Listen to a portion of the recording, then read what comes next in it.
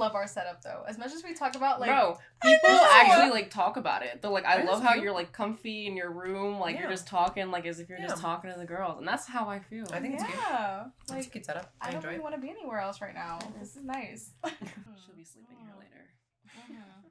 As well as other things, but you know. Hey. And hey. No, I mean, hey, a little shaky butt, never hurt nobody. I wish I could say it did. I mean, maybe there were a few broken penises in the making. I'm sure there was a What's time going on? Oh, you know, just just like the occasional, you know, when you ever bounce in the wrong direction. and then it's like, whoop. Yeah. Oh. You feel me? And it hurts. And then that poor thing, it just. I'm like, I'm sorry. It don't. No, I know. They hate me forever. Just saying. We all have to admit that's a real thing that happened. Anyway. Anywho. Hi, everybody. Hi, friends. That was a big intro. I'm sorry. That was really loud. I felt like I had to go. Hello! We have wine today. I think that's why. We started early. Yeah. This is my second glass already. I'm always spilling something. Let me not even... Oh, are we just sipping? Well, I guess we're all just sipping. Maybe this is what the podcast is. We're just sitting here sipping the whole time. That's so bad. Slurp Club. Slurp Club. Slurp Club is wild. Try it. Get the audio.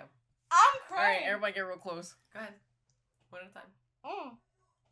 Yeah, see? It's hard. Yeah. I feel like I can't do it. Wait. Yeah.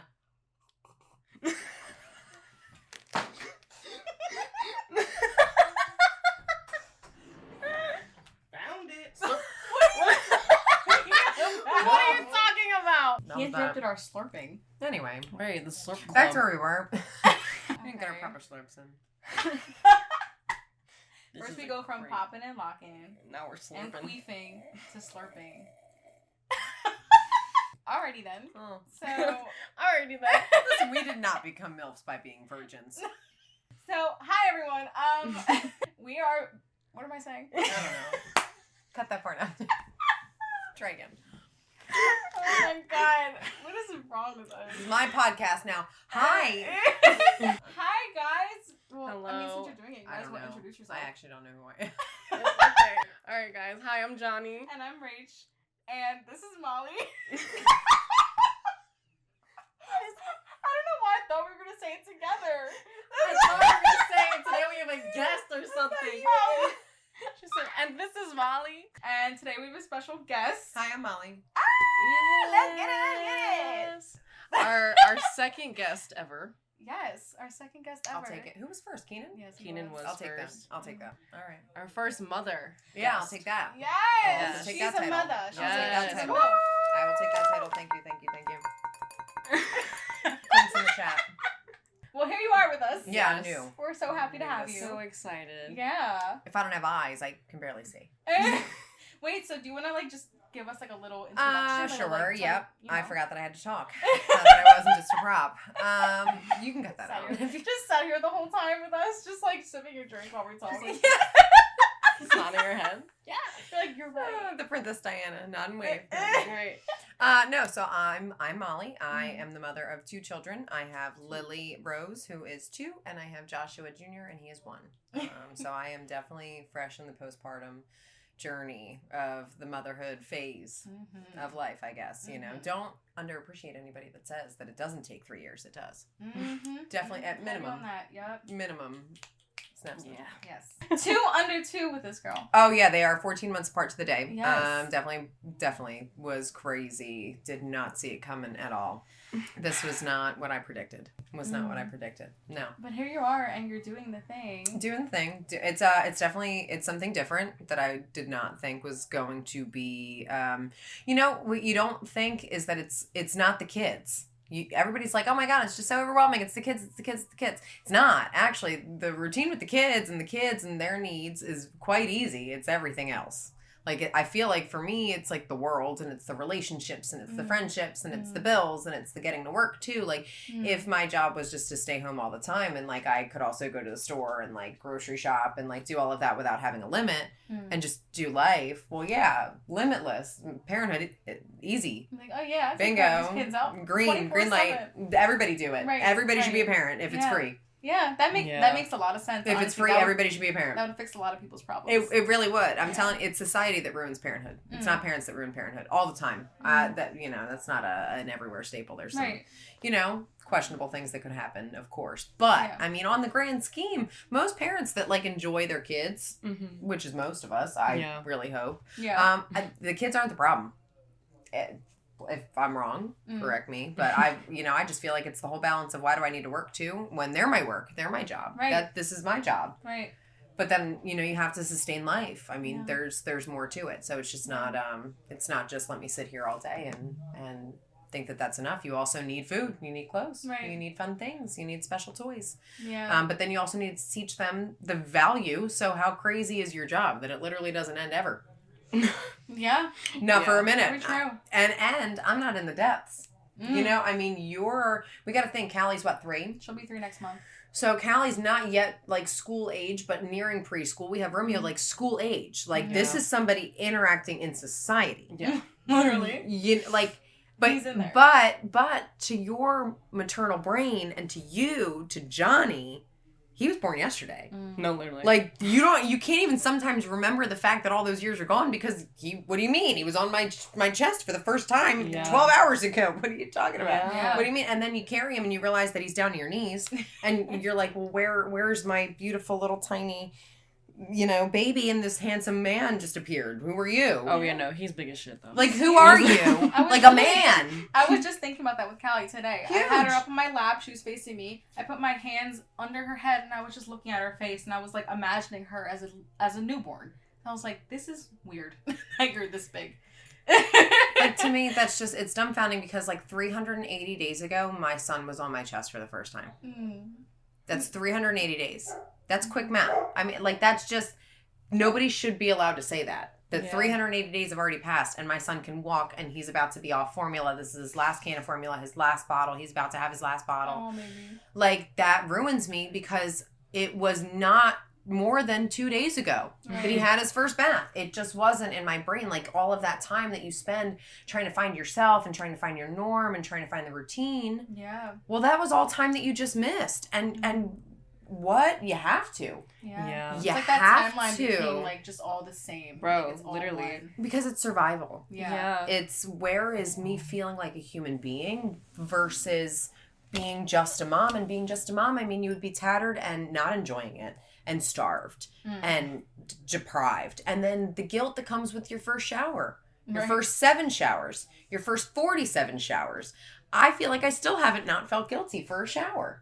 That, like for that time. Even now, like I feel like, well, what could I be doing with that shower? Why couldn't it wait until they both were in bed? They both go to bed at the same time. Why couldn't I have waited for that shower? When the reality is I'm exhausted, and that's why the shower couldn't wait. But to me, the shower should have waited.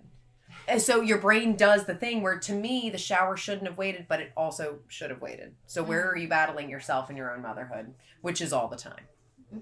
Heavy on that all the time. Yeah. Yeah. I'm gonna be honest. I don't even really, when I think back, because my kid's 4 now, I don't remember a lot of shit, which makes me really sad sometimes. Because you were in survival. Because I wasn't even there at some points. You know what I mean? Like, I was there. Yes.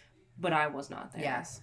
And I do feel a lot of guilt for that because like, damn, like, where the fuck was I? But I literally was just trying to fucking function. Like, be a being. Literally. Yeah. Like, that shit, it's really heartbreaking. Like, your kid will never experience his childhood again, and I missed it. Yeah. But also you won't experience your motherhood again. And I think that's something that we overshadow too, is like a lot of his childhood, which is awful and is great. I mean, up until 2.5, he wasn't cognizant. His memory started right around there to, 2 or 3. So you've had only a year that, we get to clean that up. But what did that also do to your motherhood? What were those bonds and those moments and those little cherished seconds that were overtaken by whatever it was, grief or shame or sadness, but for what? And we can't help it.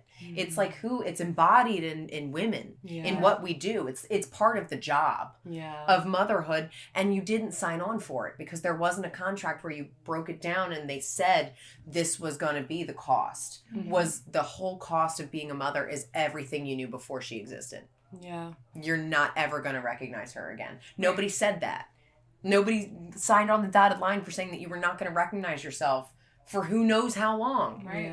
Yeah. So I guess that's also the big thing that we all have to to take really gently, and that sometimes we lose on our partners or in our friendships too, is like, yes, we're all in our own world and we have our own things, but finding everything in normalcy is tough for your postpartum friends as much as it must be for the friends of your postpartum friends, because they don't know what you're going through. Yeah. Right. And they want to support you, but they have and they want to. But the answer of, well, you don't get it can't be good enough either. Mm-hmm. So then it leaves you so isolated in a way that it's, how can I please my friends? How can I please my family? Which, God forbid, none of you are going to be pleased, which is okay.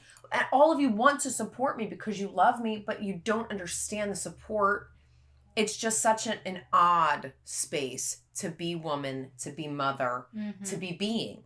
Because in that order, it's really, really, really difficult to find that stride. You're trying to be everything at once. And you can't. You can't. And then parts of you die to get the next version. Yep. So you have to bury her over and over, and everybody's wondering why you're not normal. Well, Yeah. I don't know. Every morning's a funeral because I don't recognize my face. Yeah. Yeah. Or I don't recognize what my body did in the last 12 hours. Exactly. Or maybe has it been 12 days and I just haven't noticed. Mm-hmm. Have I been so wrapped up in her and him and them that I didn't look at me? Yeah. Oh my God. Maybe it has been 9 days since I washed my hair, or since I ate a real meal, or when did I drink water? Oh my God. And I'm wondering why I'm exhausted. Right. We actually touched base on that, how postpartum in that little era is a time of grieving your old self. That's so important, because grieving is a part of the healing process. Yeah. And appreciating the role she filled. Right.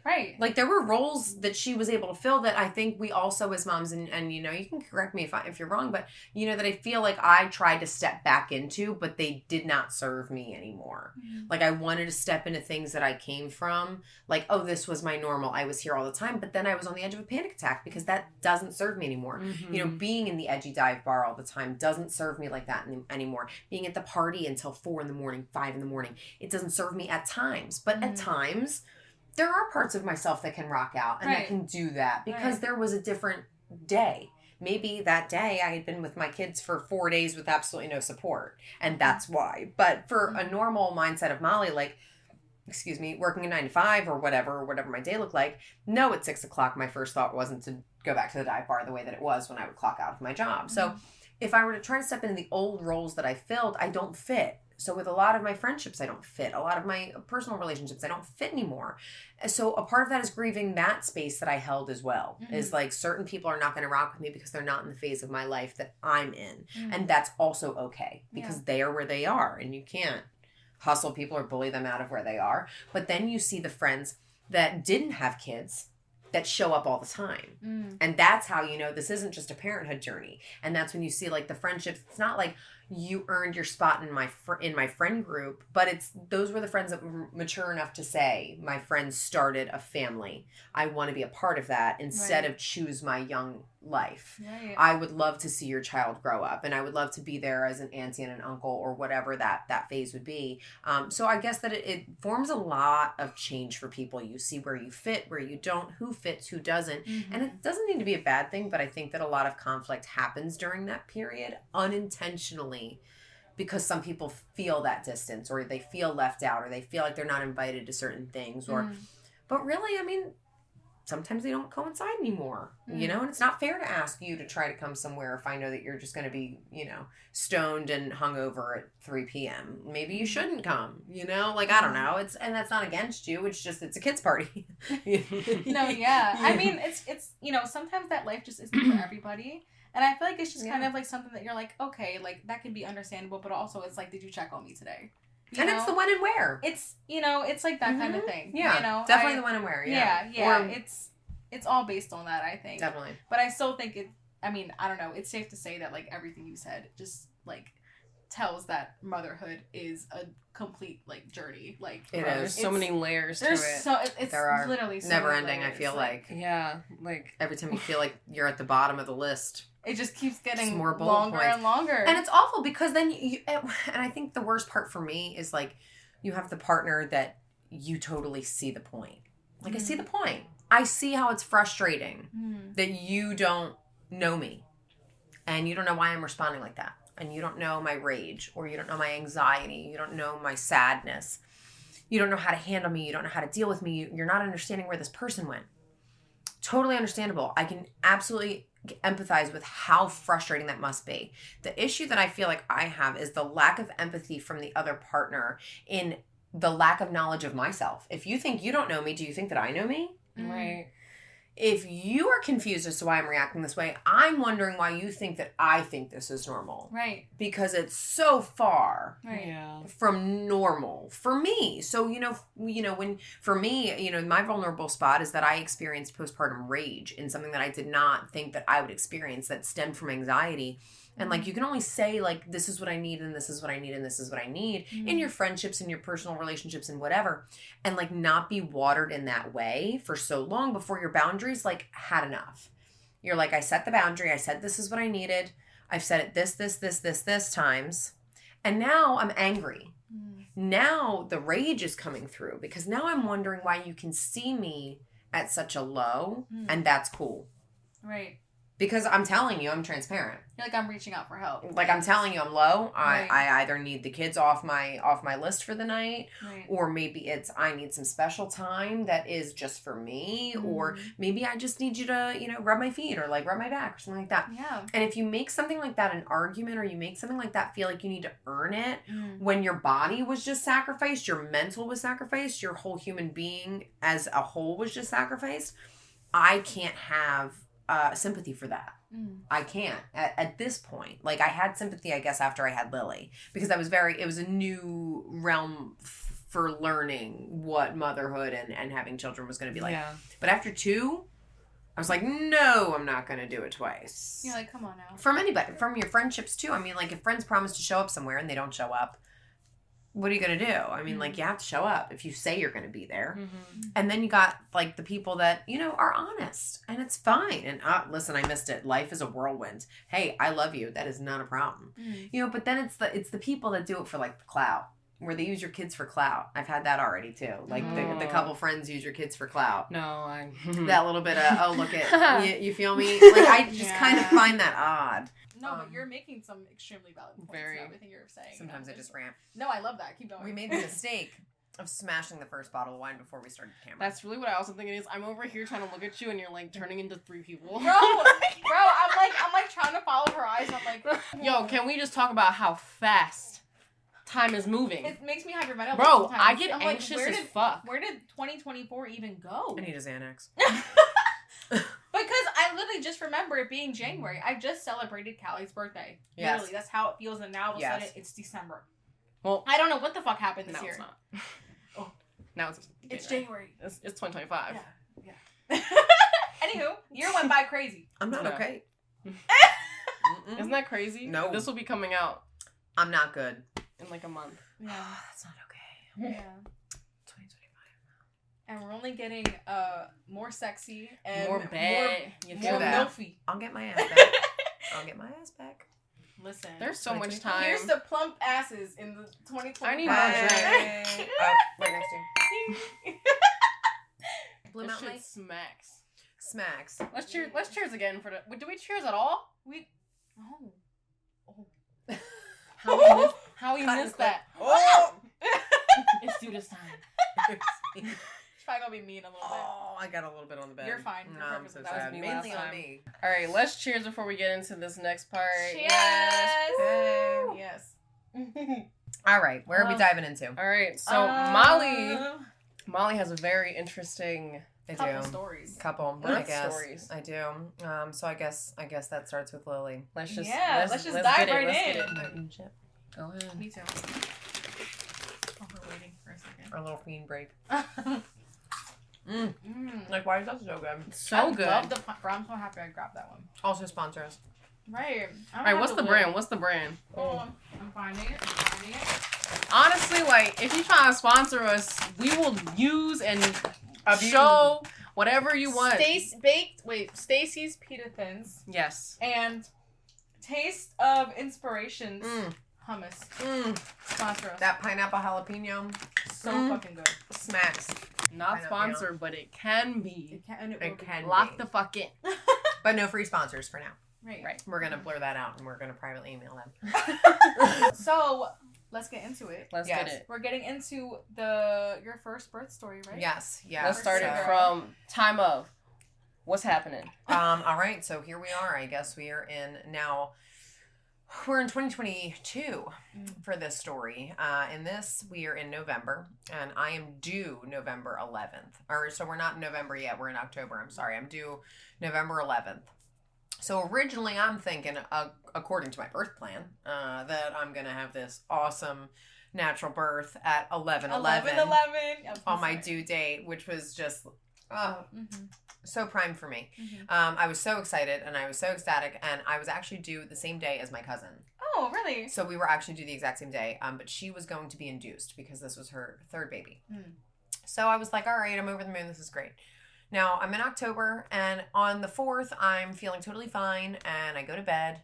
And, you know, I had some relations the evening before. So I'm thinking there's just some discomfort because now I'm about 34 weeks pregnant. So, I mean, I'm thinking I'm just a little dropped in the cervix area. I'm a little low. We were all in relations up until the point, if I'm being honest. If we were all going to try to get the babies out. Right. There are ways to get the babies out. You know. That's one of them. You feel. And probably the most effective. Yeah. So, you know, I had those relations and did not finish because I said, owie, kazowie. No way. Something just hurt, and I'm just thinking I'm very close to labor. So, no bigs. It's on me, but I want to go to bed. Okay, not a problem. Go to bed. And I tell my baby dad, and I say, I do not want you to go to work. And he's like, well, are you having contractions? I was like, no. He's like, so do you just, like, feel grumpy? And I was like, maybe. Could be. Right. You like, know, I just want you here with me. Like last night kind of hurt. Right. And he's like, well, I can't do that. And I was like, understood. He's like, you know, we have a family. And I was like, I get that. I hate this. All right, fine. And the reason for that, too, was I did want him home as often as I could as soon as she came. So I was like, fine, let's use all that time away. And so I sent him to work. And now at the time, we were living with my in-laws. So my mother-in-law had gone off to work, and he had gone off to work around the same time, around 7 a.m., 6, 7 a.m. So it's just me and my father-in-law in the house. And we have a dog at the time, a little blind chihuahua, which is great. Maggie. She's great. And, you know, I'm groggy. Every morning they know. They've got a pregnant in-law upstairs. I mean, they're not expecting me to be awake. Right. But, you know, Josh had just left. It's like 7 a.m. and I'm not feeling great. So I go into the bathroom and I start feeling, you know, not too hot. I just feel like I need to use the restroom. But I can't. Now I'm thinking, okay, here's the constipation they talk about. This is what the moms are talking about. I've had such a smooth sailing pregnancy after suffering immense loss before. So immediately, like, I'm already kind of in a trauma response because for my experience, we had already experienced several miscarriages and losses before our conception of Lily. And so I was very, very fearful. And so when something didn't quite feel right, I was just kind of like, this feels like a phone call, or it feels like a trip to the doctor, which she never made me feel crazy. I can't say her name, but my doctor's awesome. I'm sure that's probably a privileged thing that I can't say, but she's great. My OB is fantastic. Super rock star. Has actually had me since I was a teenager. Has always been my OB. And she's young. She's like in her late 40s. So like she's been rocking with me for a long time. She takes care of you. She's a great doctor. Yeah. But she's very realistic. Right. Super, super transparent, very realistic of your options and things. So I knew all of the weird questions that I had been asking, and she had told me if I hadn't experienced the constipation at that point, that it was probably going to come toward the tail end of my pregnancy. So no big deal. I'm just thinking, all right, I need to eat some dates or some shit. Right. Or some stuff. Let me go to the store. And I'm thinking, why can't I get off the toilet? All right, fine, whatever. I'll get in the shower. So I start the shower. And then I keep feeling, I'm like, oh my God, this constipation's awful. I mean, is this really what they keep talking about? So I get back on the toilet. Because initially I'm standing and start the shower. And then I'm like, no, but I need to sit back down. Okay, this is what they've been talking about. The pregnancy has just been so easy that this is all the stress that everybody's been talking about. I'm not stressing myself out. I'm thinking this is a part of it. Right. And reassuring myself of that constantly. So I'm on the toilet and I'm texting my mom and I said, hey, my constipation doesn't feel right. Can you come pick me up? And she says, yeah, but I'm like getting in the shower. Like, is it cool that I get in, or do you feel like it's an emergency? I was like, no, I mean, get in the shower and then just come get me.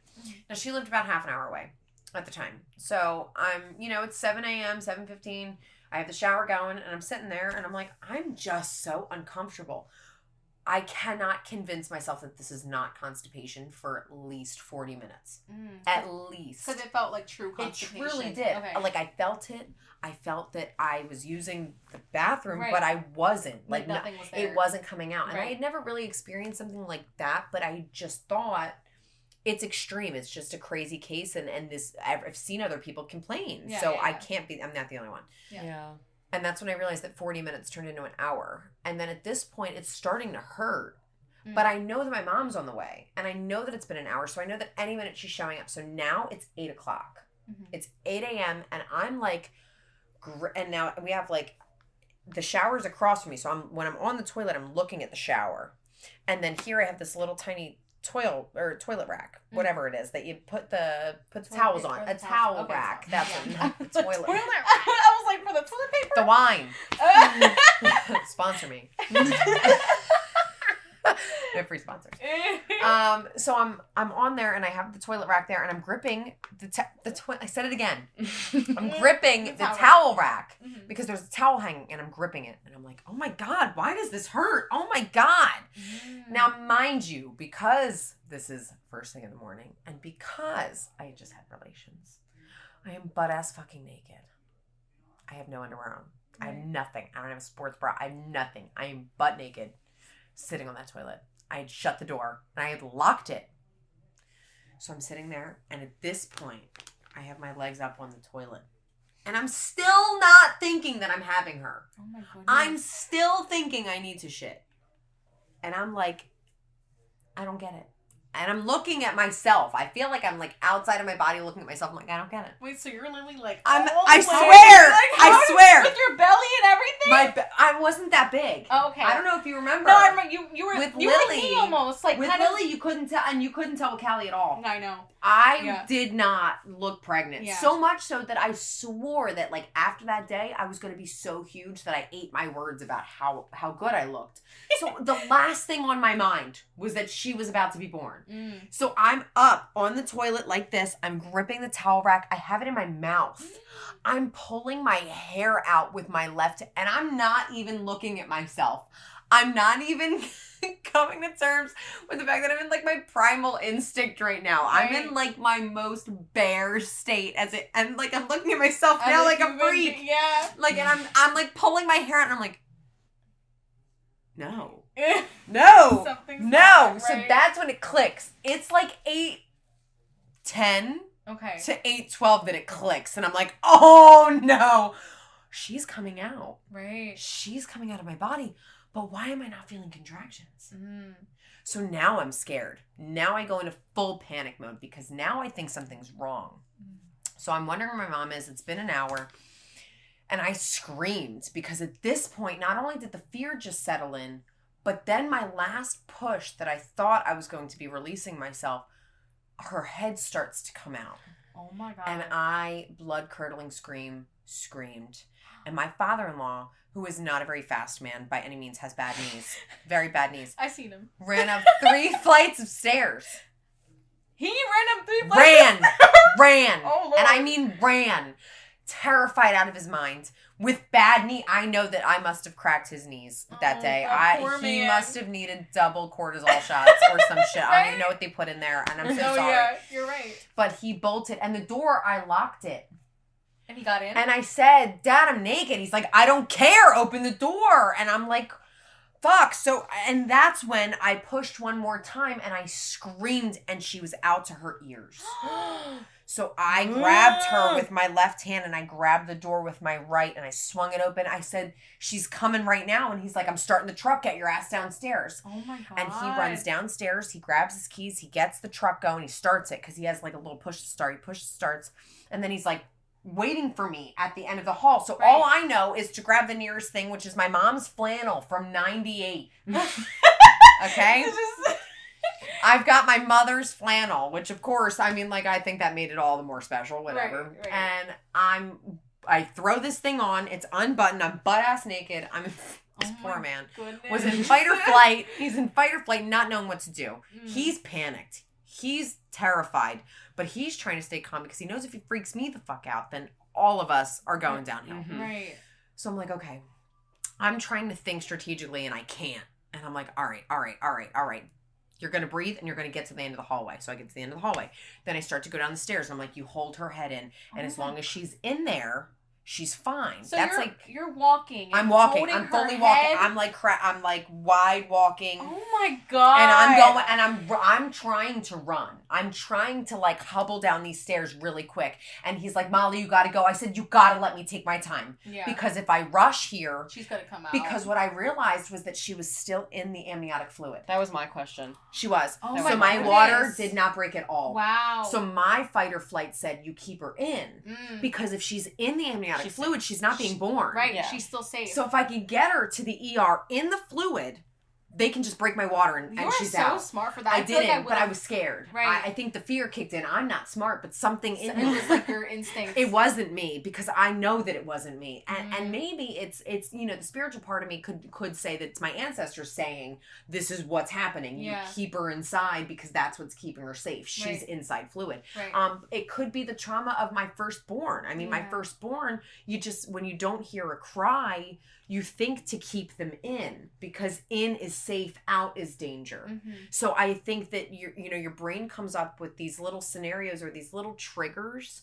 And I think that that's what happened that day. I think maybe it could be a mix of like your instinct mixed with like maybe some ancestral guidance mixed with some trauma. I mean, really, who knows? I really don't know what guided that in my brain, but I know that I couldn't do that again. And my proof of that was Joshua's birth because I could not talk myself through that one. Let me tell you, like Lily was truly a fight or flight experience for me. I mean, 6 weeks early to the day, my trauma was still, it felt so much like my next door neighbor and not a distant relative. It felt very much like where I lived and not where I was visiting. And if that could put in any context, like I feel like I lived my adult life in the trauma of not being able to be a mother, even though no phase of my life that I was in my phase of motherhood was I ready to be a mother. I wasn't. But the fact that was stripped from me before I was allowed to work hard for it bothered me. I fought with that forever. I still fight with, I feel like I still fight with that a lot. And my son would be 11. And I still feel like I really, really battled that.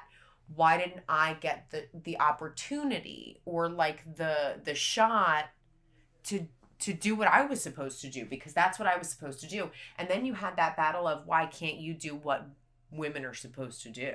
Like this is what you were put on earth to do. Right. So then you have that battle. Right. And then for me, it's even worse because then I have like almost like a survivor's guilt of like I got my children.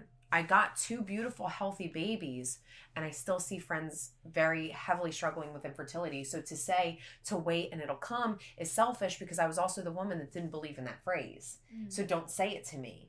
So I'm also still the woman that doesn't say that to people because it's terrible to get their hopes up.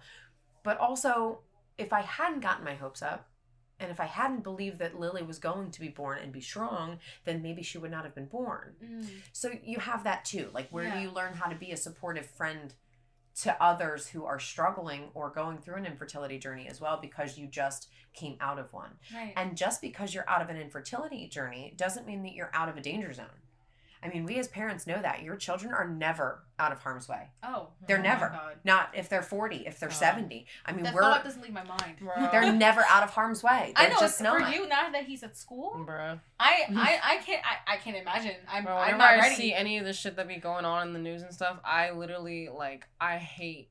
It makes me want to cry. I know. I hate that that's a thing. All of it's disgusting. It's so awful. The bullying, the shootings. It's everything that goes on is just so mean. Like it's just awful. Like I don't get it. Like I literally, I'm really getting emotional right now because it's not a human response. These things that are happening right now, this society that we're building, I don't understand the aggression and the hatred.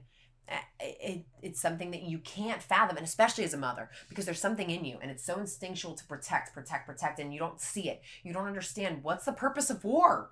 What's the purpose of withholding food? What is the purpose of bullying and being mean? And why are you saying? We don't get it. Because it's like these people that are doing these things, these are somebody's babies. All of them. Bro. Every one of them was held and nurtured by one of us. Right. Somebody that loved them. Right. And poured into them and whispered to them when they slept and made sure that they were breathing throughout the night. But then it makes you think, but did they? That's the other makes part. Me think. Yeah. What postpartum journey did their mothers have that went untreated? Right. Possibly. How many mothers hated their children instinctually due to your hormonal imbalance sometimes? How many of these mothers were just purely evil. Bad mothers? You know? And didn't want to be mothers. Exactly. And now we want to take abortion away. To people that are openly saying, I'm not ready to be a parent, and then you're going to make them a parent? Right. They're not the ones in the wrong.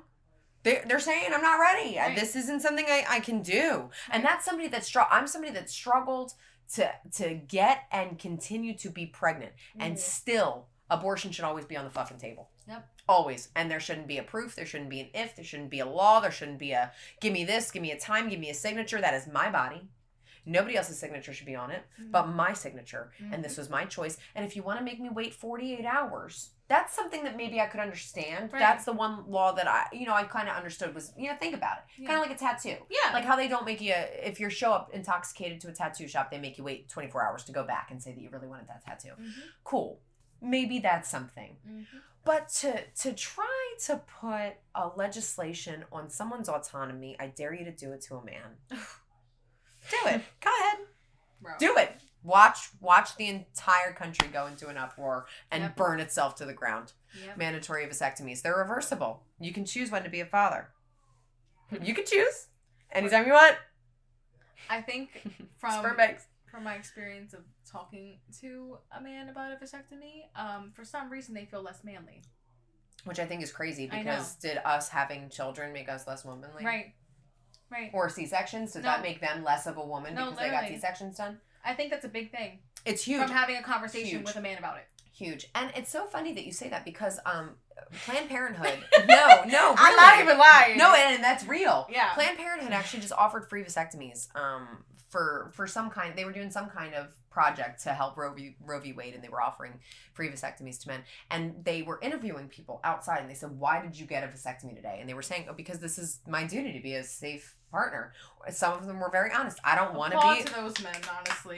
Like, some of them straight up said, I don't want to be a parent. I know that I'm not going to be worthy of the child that I get. Right. And I'm not going to put a woman through something that, she doesn't deserve to And I won't put the kid right through that, too. We're all thinking about the women, right? A lot of us keep thinking about the women, but we're not thinking about what happens when the women are dead because they couldn't handle all of it. Right. And then the babies are in foster care. Or what happens when the woman dies in childbearing years because her health was at risk and you made her carry that baby. So now who's there to raise that baby? Right. Or what happens to the baby when now the mother is in this postpartum depression, postpartum anxiety. Can't get out of bed. She can't move. She can't eat, do anything. Staring at a wall. She can't do nothing for this baby that only needs her. And that needs.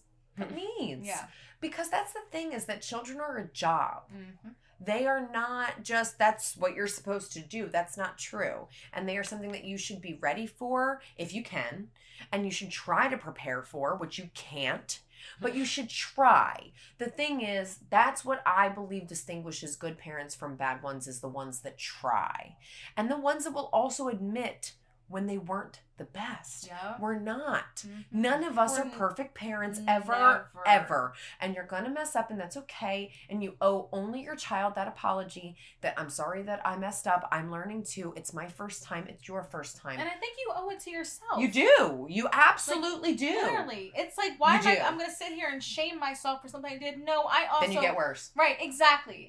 You just get worse over time by shaming yourself you and will. Being like, oh my God, I can't believe I did that. You must grant grace to heal. Exactly. Give yourself grace. We always say that. We say it in every episode. Episode. It's like our mantra. No, you have to. And the other thing is looking at yourself like you would look at your child. When they mess up, what do you tell them? Tell that to yourself. What would you tell Romeo if he made the choice that you made? That's how you talk to yourself. Mm-hmm. And what I recently really discovered, looking at Lily and looking at Josh, looking at them, I see so much of my face that I can't believe I looked in a mirror and said that I was ugly. Yeah. Let me tell you, like I do that all the time. I can't, but I can't believe that I look at myself and I'm like, this is somebody not worthy of love. Are you? I made universes happen. These things are entire beings that are going to be entire beings to somebody else. Right. That somebody else is going to love. And they have my face. Yeah. They have my feet. You know, your jeans, she's got my weird little thumb. You know, like they have my long hair. They have my cheeks. So to shame myself, I mean, like you learn as much as you hate yourself in your motherhood, parts of you, if you embrace it the right way, learn how to love yourself so aggressively too. You know, you can hate the things that you do in postpartum because we're not rational beings all the time. No. But a lot of what we do comes out of places of hurt and misunderstanding. So that's where we're not wrong. And a lot of people want you to be wrong and they want to just blame the postpartum. But your action is wrong. The reasoning behind it was not. Mm-hmm. You know, so that's where, again, it's what we teach our children. Like your feelings are valid, your actions are not. Right. And I feel like that's something that we learn with our kids because this last generation really didn't have it, is like you have to learn from what you do. Yeah. And you're not going to learn that from over discipline. You're going to learn it from, hey, your feelings are what you're feeling and that's fine. Mm-hmm. But the way that you just acted was absolutely not. And and we need to talk about that. Right. Because we do it now. We act out as adults. We scream, we lash out, we throw things. I mean, we are yelling at our children on occasion. Yeah. And those moments that you're just so snippy, that's not their fault, but we can't find our sanity because that grace wasn't granted to us as children. Yes. So when you were snapped at and when you were told that, you know, that was dumb and they didn't think about the words that were coming out of their mouth because they couldn't, because they were where we are, with less knowledge and less nurturing, we just keep making the same mistakes if we don't see it, and then we try to heal. And that's the best that I've seen our generation try to do is a lot of us have just tried to heal for them if it wasn't for us. Yeah, literally. Take accountability for everything we do. Because I mean, as a generation and ourselves, I just feel like that's something that we, like you said, we really make important. Yeah. Because I didn't see it with my parents. Nobody took account. Yeah. Like, no. It's crazy. That's like one thing that I implement the most into like my parenting is communication. Mm-hmm. Yeah. Like genuinely saying why we can't do something, describing what's wrong with it, you know? Yeah. Mm-hmm. And the thing is, it has come to show in several different occasions with my son that like he gets it. They are so smart. They are so fucking smart. Don't dull him down. Like, he might not know all his ABCs, but that motherfucker knows when someone's like depressed. He knows when something's not fair. He knows when something's wrong. Like he can tell people's energy and how they, bro. Callie now too. When I'm telling you, it's amazing. Crazy. Yeah. It scares me sometimes how I'm like, wait a minute, you're not even 3 yet, and you're like, you understand right now. It's like. I'll be crying and she'll be like, "Mommy, you sad?" I'm like, "Are you kidding me?" And that's like, and that's I think even harder because then you really have to reevaluate what you allow in your life. Yeah. And like what you're doing. Mm-hmm. Because like these people look at you and they're mirroring you. They're going to accept what you do. They're going to do what you do. So like if we take the high road and we act like we're doing everything right, but we're not, they'll have that same attitude, and then they will know that they can get away with things that are not right. But if we are empathetic and if we are kind and if we explain things, we can only hope and that we will be lucky enough to teach that to our children, and that they are patient with their peers and they're kind with their peers, and that they question things and they don't just conform. Right. They should want to know why. They should ask why. It shouldn't be because I told you so. That is not an answer. So, all right. So, we're going to wrap this back in. So, now I'm on the stairs. Now, this is hilarious. I'm on the stairs, and I'm in a little flannel. My mom's flannel from 98. Would peek to the story because I will never get rid of that thing. So, I'm waddling down the stairs. I'm holding her in. I'm in my fight or flight, and I know that I just need to keep her inside. And if I can keep her inside, we are only 8 minutes from the hospital. I can make it there. Now, mind you, my mother's on the way. So as I'm starting to waddle outside, I know she's blowing my phone up, and because I had just blew her phone up. And I was like, you need to hurry up faster. You need to drive faster. She's like, why? I said, I don't know. I'm scared. And that's all I could make out. And mind you, that was all before Lily's head popped out, because after that, I was not looking at the phone. I just grabbed the phone, waddled down the stairs. I'm at the bottom of the stairs. Tom's out the door waiting for me in the garage. And I turn around. And he's like, where the fuck are you going? And I was like, I need my purse. They're not going to bill me for this. I need my insurance card. And he's like, are you fucking serious? And I was like, shut the fuck up unless you're paying for it. And he shut up and he got in the car. So obviously I was right. So I grab my purse. I waddle out. As I'm getting in the truck and I'm holding her in, I'm swinging my purse in with my right arm. I have her with my left hand consistently because I know that I've already touched things with my right hand. So I can't touch her. I have to keep my left hand there. So I don't remove, and I'm just moving everything with my right. I get in the car. I'm curled up like this. And I'm like, okay, I'm terrified. We need to go. At that same point, my mom swings up, doing 60 and skirts on the brake. And she said, what the fuck is going on? Now, here's the fun fact of the story. Josh and I were on and off since we were 14 years old. His parents and my parents had never met. That's crazy. Because I thought my family was batshit crazy and his family was great and had a bunch of money. So I did not want them intertwining. I didn't want them to know where I came from. Right. Anyway. All this time. So, obviously, my mom flings her head out the door and she goes, Tom? And he goes, Kathy? And she goes, what's happening? And he goes, we're having a baby. And she goes, no, we're not. And I said, get in the car! She swings around. She hits the door of the garage with her car. And she throws the bitch in park. And she runs. God. I think she left the keys in it. I don't even know. It wasn't on, but I think she left the keys in it. Right. And she gets in the back seat and we're going. And now Tom works for a car dealership and he valets cars. So he was ready. I mean, like he was pretty, I will give him all the credit in the world until the day that I die. That man was stealthy as fuck during this moment. He, in a private HOA community, sped 50 plus over speed bumps, and prepared me for him. He's like, speed bump, sit up. And I like moved my ass up so that it wouldn't bump the baby. Yeah. Like he was crazy. Yeah. An 8-minute drive took us about 4.5. That's crazy. And when he was pulling up, he had his yields on the highway. He had his arm out the window. He's at a red light going around cars. That's a man for real. With his yields. He's got his yields through a red light, stopping oncoming traffic, and going to the hospital. Now, mind you, we're right at the hospital, so people, gratefully, I think, are usually prepared around that area to know that they're right at an ER. Right. So, like, usually to prepare the worst. Maybe it's just me now that I've had Lily that I always prepare for the worst. But so he swings in, and as I get in the wheelchair is when I feel like I'm exiting the truck, my water starts breaking, and I'm in the chair. And my mom's going off like it's a fucking movie. Molly Grinnan, 11-3, blah, blah, blah, blah, blah. Social Security, here's her address, here's her blood type. Blah, blah, blah, blah. And I'm like, oh my God, do you want to just give him everything? You want to tell him where I work and how many hours? Right. And I was like, Jesus, all right. Your zodiac sign. Right. I'm Scorpio anyway. Now, mind you, I'm zoned out. I mean, and the best way that I can describe it is I felt like I was on lithium. Like I felt like I was in my body. I was trapped in my body. I felt the tears, but I wasn't crying. Like I was just so terrified that I couldn't really even withstand breathing. Even breathing, it felt like ice, like icicles in my chest. Like every breath I took hurt because I was just so terrified. And she got me in the wheelchair and she's talking to me over my ear and she's like, everything's going to be fine, Mom. Everything's fine.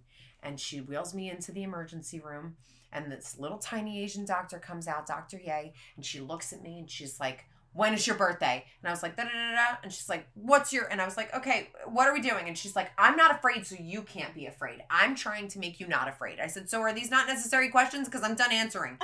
And she's like, okay, they're not necessary, but are you done panicking? I said, I guess I have to. What do I do? Yeah. And she's like, are you feeling contractions? I said, right now, I guess. I guess I'm kind of feeling a little something. And she's like, okay, well, when you feel that something, I need you to tell me. Because I cannot deliver you in this ER. Because there's so much bacteria, there's so many germs, there's so much going on in here. I cannot deliver this baby in here. Can you keep her in? I said, yeah, I guess. She said, all right, take a deep breath. And as soon as that starts, you tell me. I said, okay. And I'm laying there. I said, it started. And she runs me into another room. Now, I still don't really know what that pain was. I'm not exactly sure if that was supposed to be a contraction. That was never really made clear as to what I was feeling. Mm-hmm. But then I'm in a suite or a room of some sorts. And of course, according to my birth plan, the only things that I had was that my mother was not allowed in the room. She was the only one in the room. So how incredible was that? It was so great. So, obviously, my dream come true. Right. And I'm sitting there terrified. And again, Dr. Ye's looking at me and she said, I'm not scared. I said, okay, what do I do? And she's like, you're going to take one deep breath and you're going to lift your legs and you're going to pop out that baby. And I said, what do I do? And she said, you push. I said, okay. And I'm scared out of my mind. And I feel all of the tears streaming, but I don't feel anything. Like I feel like my body's frozen. Like I'm just in like a freezer. Like I don't exist. I'm stone. Like I'm not a person. I can't even put real words on it because it was just so intense of a feeling. Mm-hmm. And I remember I had my left leg up, and as I had leaned back and I had lifted my right, she had slid out, and they grabbed her and they threw her on me, and they quick cleaned her. And they threw a blanket on her and they took her away. And I remember I stared at the ceiling and I was panicking and I couldn't breathe. And I just kept like really deep breathing, but I couldn't move. Like it felt like a paralysis demon. Like my body. You were in shock. Was like my legs were even still up. I remember being like this and just not understanding why she wasn't on me and how she just came out and how I didn't feel anything. And my water didn't break. I mean, nothing added up. And my mom is like following the baby. And I'm just laying there. I'm just like what? And like when I say like silence was deafening, I get what people meant. Because I like hearing nothing was so outrageous to me. Because again, there came that trauma piece that I heard her cry. She was on my chest. That was probably the best sound to this day that I think I've ever heard in my entire life. I think that I could eat that up for breakfast, lunch, and dinner every single day of my life. Is like that first deep breath wail that came out of her body. And I think I've lived on that. I think like that's been the adrenaline like since the day she was born. You know? Like just since like nothing has felt more. We also didn't cry at the same time. Like the tears just came at the same exact time. Stop it right now. It was just crazy. It was crazy. But then like again, like then she was gone. So then I didn't know what to do because then she was gone. And then where is she? Yeah. And my mom's taking her picture and they're cleaning her and I can't even look around because I'm just in shock. And they had put her back on my body and they said, we have to take her to the NICU. And I said, can I go? And they were like, in a few minutes, but you have to finish here. And I was like, I don't want to. And they were like, but you have to. And so they took her and they put her into an incubator and then they said that I had to birth my placenta and they tried to yank it and I was like, I still know my rights. You let me push. Right. And I said, and I remember that was like one of the only things that I had said when they gave birth to her. I said, do you have to cut the cord? And they said, not for a second.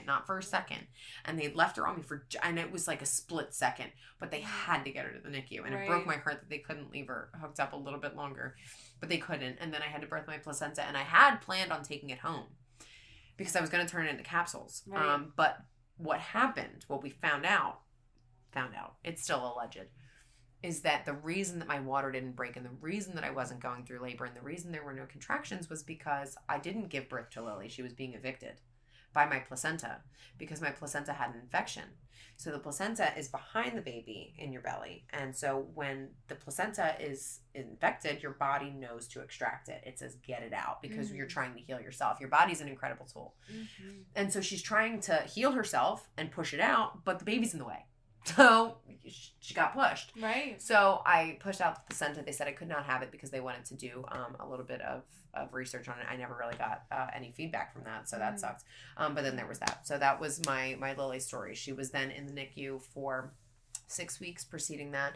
After about 8 days in the NICU, I got COVID, and I had to send up breast milk from the ICU downstairs. I was literally in the same hospital right downstairs. I thought I had went home with mastitis and tried to pump through it, and it was not mastitis, and it was very much COVID, and they admitted me. Josh couldn't stay with me. Nobody could stay with me. He dropped off a laptop, and I sent up the breast milk, and they said that several babies in the NICU had just gotten COVID, and they think that Lily didn't because she had my antibodies directly from the breast milk, that I was sick. So she had, like, the medicine, basically. How long were you away from her? I was away 13 days, which was ungodly, and Josh didn't have, and he didn't have a bracelet. So Daddy wasn't with her either. Oh my which goodness. fucking broke me, and it destroyed a lot of things. Were you able to have like a? I know sometimes they had a camera. Yeah, they had the camera on 24/7. There was no. So you could watch your bath time was the only time I wasn't allowed to leave the hospital. I was in the hospital that whole time. They admitted me. They admitted me. Okay, good. So, yeah, I was in the hospital that whole time. They admitted me, and it was awful. I mean, but as soon as I was able to touch her again, I mean, it was just like sparks. I mean, it was just everything. I mean, she latched right away too. We were able to breastfeed for like the first 2-3 months before my body just kind of like tapped out. Sadly, it wasn't just me. Like a lot of the women in my family have that issue. I did try again with Joshua, and just wasn't successful either. Yeah. Joshua was birth story of the freaking year. That man is my little champ, because I was due. I had 3 different due dates with him. I was due on December 5th, which was the first one. Then I was due on the 13th, and then I was due on the 15th. Where were there 3 different ones? He just kept measuring different, apparently. They couldn't get my conception date down. Initially we thought my conception date was down, but then it was like, well, he's not measuring to that. Okay. He's measuring to this. Right. And at first he was measuring short, and then he was measuring over. So they were like, all right, we really don't know what's going on here. He's coming sometime between here. And I was like, well, this is super helpful. You guys are so great. Yeah. Anyway, no, but that's not medical professionals' fault. You guys are great. I'm sure it's hard. I didn't go to school for it, so good on you. Right. Snaps for all tried. You. Right. We did more than us. So, no, but with him, Josh had gone to work, but I remember very distinctly when he had woke up that morning. Now, mind you, when I gave birth to Lily, 8:00 in the morning was when I felt those symptoms, and the constipation started, and the getting on the toilet and all that. She was born at 9:30 in the morning, 9:29 to be exact. Okay, so I went through basically nothing. Then you go to my son. Everybody's gonna hate me after this that's had any kind of traumatic birth, because again, double whammy.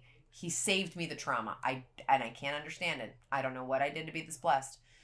But when I woke up that morning, I knew I was having contractions. And I said, Josh, please don't go to work. And he's like... Sorry, just want to stop for a second. When is this?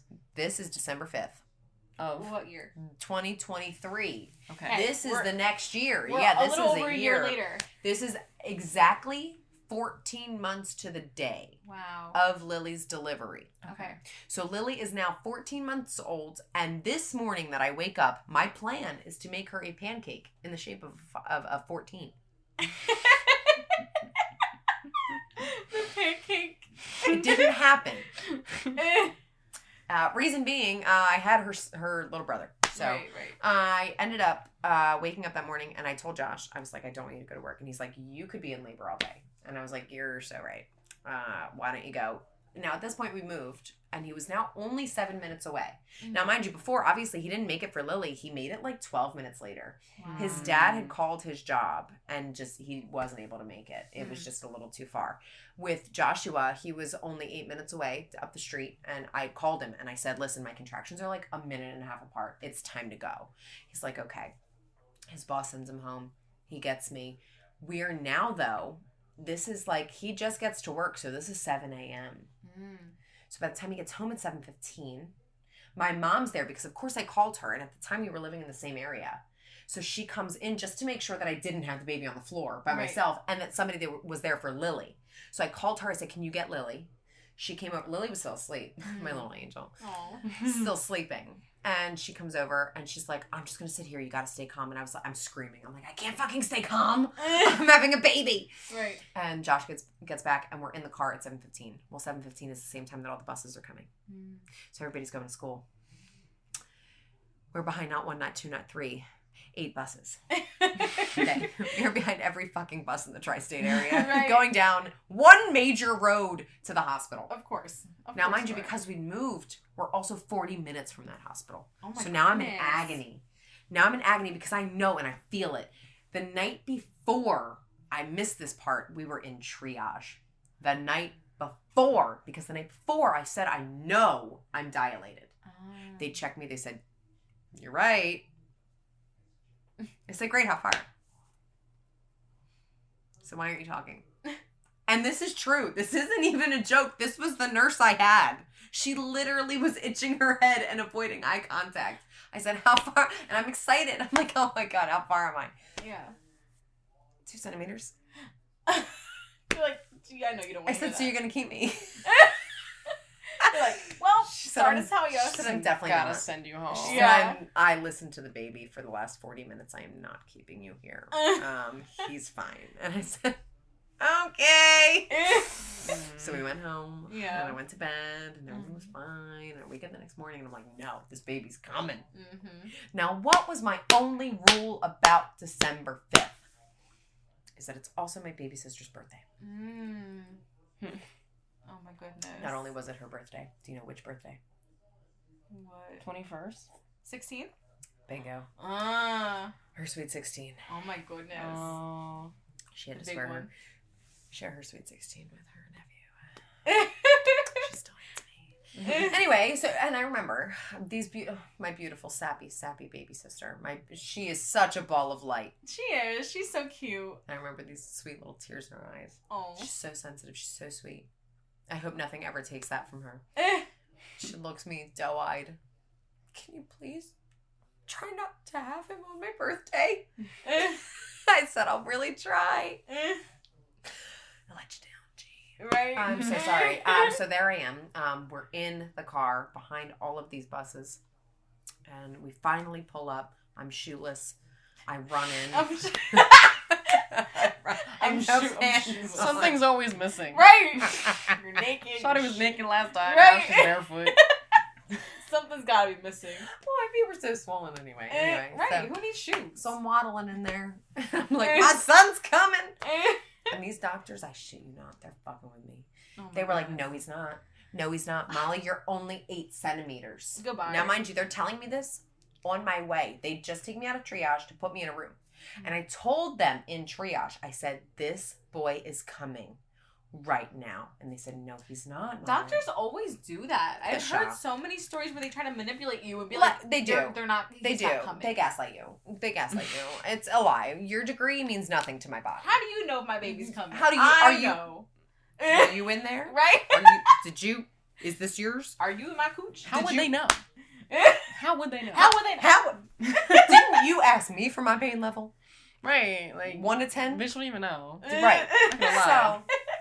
So I tell them. I said he's coming right now, and I'm yelling at them. I said he's coming right now. They said, Molly, he's not. You're gonna be in labor for a while. I was like, I'm promising you, and I remember being so offended because I remember screaming, I promise you that you're wrong. And I never felt more sure in my life that when they had, and I was doing it in the gurney. They moved me from the gurney to the bed. Yeah. My legs go up. Josh is on my shoulder. He's just fucking thrilled that he's here. I bet he is. He's just thrilled to be a part of the experience. He's probably smiling. And that motherfucker, without my consent, invited everybody to the fucking hospital. Oh, I hated him. I still hate him for that. So, here I am. And I'm laying in the bed. And I'm telling this doctor, because I'm looking down, and you're in me, trying to tell me what's going on. And I'm trying to say, listen, I respect you. I know what you got going on. This thing coming out literally within minutes. And he's like, Molly, you're going to be here hours. I said, okay. I lean back. I look at Josh. I said, I have to push. He said, now? I said, now. And I look at the nurse. I said, I need to push. And she's like, now? And I said, did you not hear me? So now I grab both of them. I grab the nurse by like the fat of her arm, the poor girl. I'm sure I bruised her, and I'm so sorry if you worked that day. I can't give all the HIPAA information, I'm sure. But if you recognize me, I'm so sorry. And I gripped her. I know I must have hurt her. Yeah. Because the first time I grabbed her, and then I grabbed Josh, and I pushed the first time. And this is where I got distasteful. All right. And I looked up, and I said, 8 centimeters, huh? And I pushed a second time, and his head comes out. 8 centimeters, my ass. And I remember not being able to look at Josh because I was so, like, in the zone that I didn't want to look at him because I didn't want to hold back. So I, like, looked this way more toward her. And I looked at her, and I gave one more, and I don't know why I needed to look at somebody, but I felt like the need to focus. We need to make eye contact. We're locking the fuck in. We locking in. You ready? Switching up. And we didn't switch up, let me tell you.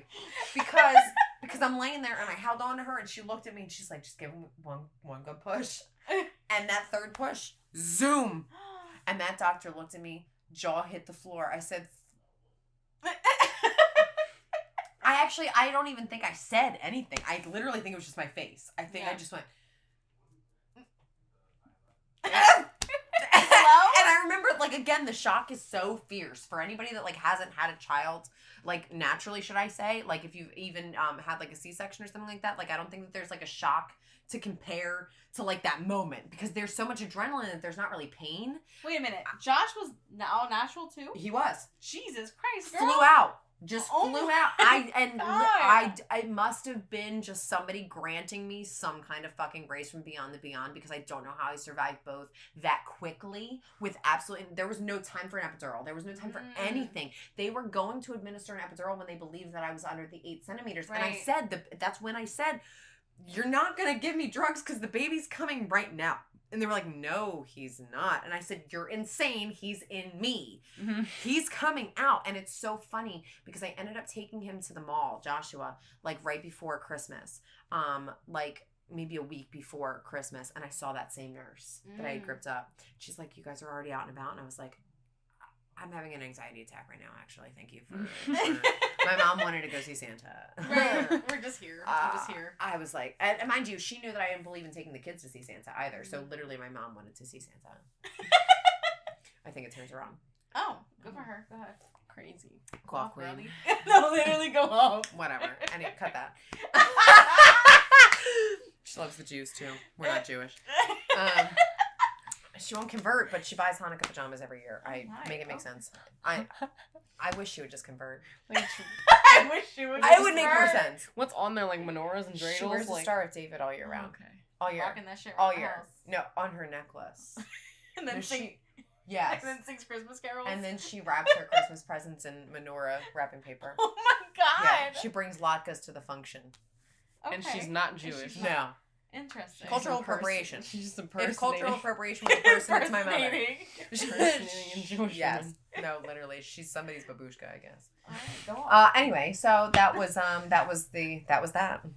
Wow. Okay. So how was the adjustment from like 1 to 2 so nothing. Fast? Really? Felt like nothing. You're a Lily wanted Lily wanted nothing to do with him. But I'm saying for you. Like, but even for me, like it felt like I felt a little bit of guilt that I didn't have so much time with Lily, but I felt like I did. And it must have been like the way that Josh and I particularly maneuvered, that like he would spend time with Lily and I would lay in bed with Joshua. And when I missed Lily, we would just trade. Okay, so a trade-off system. And it felt like, it was not a perfect scenario. We had a lot of messed up dynamics during that point. But if there was like something we did right, it was definitely like the equal separation of time between the two. But I tried to include Lily in him. She just really had no interest. And I think that was the beauty of it, is because they were so close in age, I feel like she couldn't even remember that yesterday he wasn't there.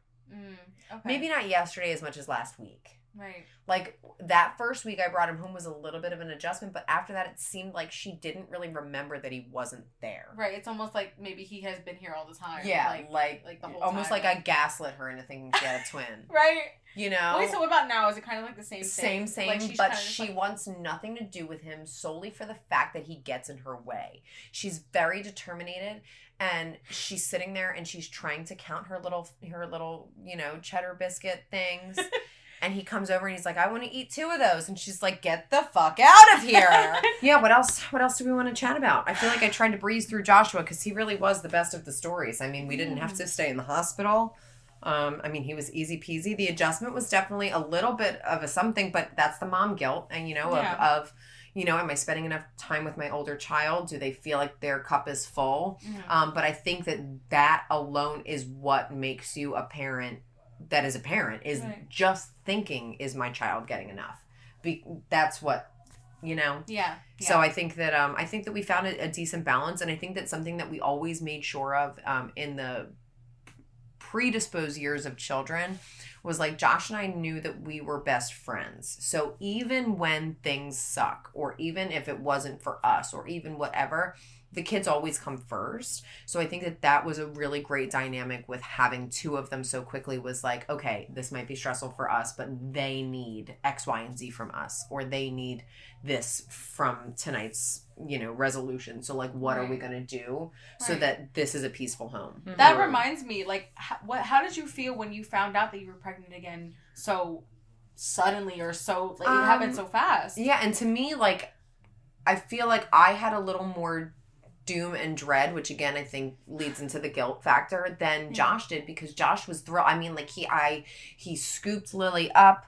He knew I was like, something in him knew I was pregnant, and he scooped Lily up, and he was thrilled, and he was running up and down the hallways, and he couldn't wait for his parents to get home from the shore so that he could tell them. And I wasn't having that. Like, I was having the moment where I was guilty for the fact that I had no time alone with Lily. Like, we had no time alone. Mm-hmm. So what do you mean? That there's somebody else that I'm supposed to love as much as her? Right. Because how can I love somebody as much as her? I can't love somebody like I love her. Yeah. That's physically not possible. And then I took another second and I thought, then what does that mean for that baby? Mm-hmm. To have to come second. And then I think the third phase for me was the worst, which was not the guilt of not having enough time with Lily, and then not did this baby not get enough, but then it was the guilt to my firstborn son that I replaced him, that now I'm having a little boy. Because the minute that I found out I was pregnant, something very deep-rooted in me also knew that was my son. Just like I knew with Lily, and I didn't include that before, but with Lily, I very much knew that Lily was a girl when I was 6 weeks pregnant. I knew I was pregnant, and I knew it was a little girl in there. I knew it as much as I knew that the sky turned blue. Right. Like, that was just something I knew. Was there, like, anything in particular that made you feel that way? Or was I wish that there was. It was just like people would ask me what I thought, and there was just a certainty. And I wish that there was. I wish I could say, like, there were, like, dreams decoded and things, but there wasn't for me. I think more so was her name. That was not my choice. Because Lily is Josh's only other serious ex-girlfriend. That was not me. Really? Yes. So I actually hate the name Lily. Okay. So the fact that her name was Liliana Rose definitely threw me off, because I wanted to name her Lily Rose. If that was her name, I wanted to call her Lily. And I felt so weird that, like, that was a part of it. So I, like, talked myself out of it. And especially because in the circumstances that Josh and I had Lily, we were not together. So that as well was pretty tough, because in the beginning stages, I really wanted to give him space to explore. Did he want to be her father? And did he want to be my partner? Because I want that to be a choice. I'm not really I'm not like a child support mom. I would rather you sign away your rights in full, and we just don't really need to deal, because your presence is exactly what I need. Right. And if you are not willing to show up for every birthday and and this is exactly the speech that I gave, because at the time we were not together, he was not my only partner. So this was a speech that I had given to a couple partners, and then I had said, if you're not willing to show up for every Christmas and every single birthday, then that's not what I want. Yeah. If you're not willing to show up every Wednesday, every Tuesday, every baseball game, every weekend, I don't want it. You should be fighting me for more time. You should be begging me for more time. Yeah. And I should be negotiating that. I should not be chasing you down. So if I need to chase you, then I can promise you that neither of us want you. Yeah. And that was made very clear when my pregnancy with Lily came about. And that's when, he signed on, and he was like, he needed some space, which I thought was super, super fair to explore that and, like, go through that. But, I still wanted the things that I wanted. Yeah. So I wanted a gender reveal party, so I threw it for myself. And he wasn't there, which, of course, we both look back and he hates. He's so miserable with the fact that he wasn't there when I found out that Lily was a girl. He hates that, but he absolutely needed that time as an individual to explore how he felt about what we were going through, about, like, that different phase of life. That you can't hold that against somebody. They need the time that they need. And you have to put yourself in the other person's shoes, that if you were not exclusive with your partner and he had gone and gotten somebody pregnant, how would that have made you feel? Right. And vice versa. And how would we handle that? Just because we're men and women doesn't mean that our feelings can't be similar. Yeah. And that betrayal feels similar even if you're not together. Yeah. So you also have to have the accountability of where I was extremely excited to be pregnant and have another shot at potentially withholding a full-term pregnancy, he was still allowed to be upset with the fact that there was a lot of uncertainty there. So as much as it was a gift, for him, parts of it were allowed to feel sad or angry about. So when we had gone through that, I had my gender reveal solo, but I loved it. And it was something that I really embraced and that I enjoyed, and that I look back on really fondly. And, then I got to share that with Joshua, with Junior, and having his very public and with Josh involved. So, it's been the double-edged side is you give your children the whole versions of you, you give your children the broken versions of you, but at the end of the day, they're the only versions of you that you have. You can only give what you have. So, right. Yes, we can feel a little guilty that we're broken, but they will also be broken one day. And we are going to have to heal them through what they break through and their cracks, because they are also individuals. And no matter how good we do, we're going to mess up. Yeah. And those mess ups will build their character. Yeah. At least we won't mess up in the worst ways. I don't know. What is something that you would want to tell other moms, I guess, listening and from what you've experienced in motherhood? No matter how much pressure there is, stay in bed. That's my number one. No matter how much pressure there is, no matter what kind of partner you have, no matter what kind of family you have, no matter what kind of friends you have, that first month, 40 days, 50 days, hell, I would tie it into 60 to 90. Stay in bed. Nutrients are your only goal. You should be focused on intake of carbs, intake of protein. If you're breastfeeding, great, especially so. But even if you're not, fed is best. There should never be a judgment on your body, that for sure. But giving your body nutrients to heal past what your body just went through, C-section or a vaginal, natural or medicated, your body needs it. That's a for certain. That's just off the bat. We neglect ourselves. And a million times over we can say this, but I cannot stress enough. That's what you should be doing. You should be staying in bed and you should be eating. Staying in bed, eating, showering. Staying in bed, eating, showering. That's your routine with baby. If you're choosing to breastfeed, that's your great time to really focus on the latch and really focus on that bond. If you're not able to, if that wasn't your journey, no bigs. That's still your bonding time. You're able to feed your baby. You're able to nap together. If co-sleeping is not your jam, that's also still okay. Your motherhood journey has to feel comfy. It has to. You have to feel good. And that's not to say that co-sleeping is safe. Repeat that last part, sorry. Yeah. It's not to say that co-sleeping is safe by any means. It's just not to say that if done correctly, it's not. To battle against what other people do is going to be really, really tough. That's going to be really, really tough. And you're always going to have a little shred of guilt that you didn't do something different, or that you didn't do it her way, or that she did it this way. That's okay. You have to move past that, because your baby doesn't know any different. Your baby knows what you're doing, and that it feels love, and it feels fed, and it feels comfy, and it's with mama, and it's rested, and that's what you have going on. It doesn't know anything else. It knows you. In addition to that, other than nurturing yourself and really, really, really, really prioritizing that rest, I can't stress that one enough. Your body needs it if you're going to make it through. Your body's still due for menopause and grandmotherhood. You have a lot ahead of you. Please give it some rest right now. It went through trauma. And especially multiples. Trauma times however many you've got. But at the end of the day, in addition to that, take the time whenever your brain remembers. In fact, I would even set an alarm regularly on my phone for every single Monday, Tuesday, whatever your day off is, or the day that you feel like you have the least amount on your plate. Even if it's 80% on your plate, this has to happen.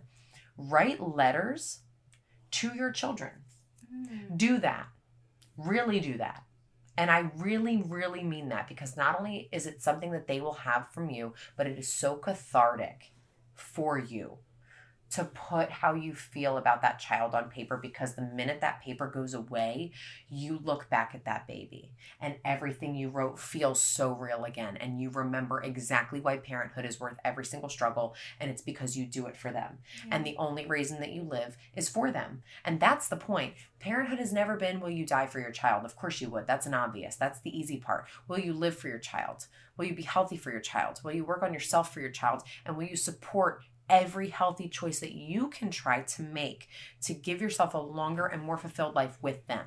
That's the point, is they need us. So dying on them isn't going to help. They need mom. And there's a comfort to us that even if we're stupid and even if we don't get it and even if we messed up, there is something that's different about a mother and her child. Right.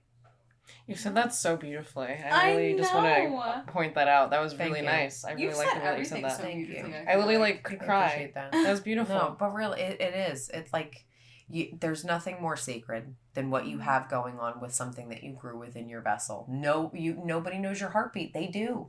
Yeah. They do. They fell asleep and they were nurtured by the sound of your body. Right. You made their skin. There is nothing more pure than what you were able to do, and it is really truly a sin that it is not destined for everybody, because there are many people that are so deserving of that who are also not and get it. So that's the hard part, is then you have to also navigate your friendships that you will get later in life of the worthy mothers that don't get it and are not physically capable, and it breaks you. Because they are so worthy that it even makes you sick that you got blessed with it when she could be doing so much with it. Mm-hmm. But then you also have to remember whatever you lost.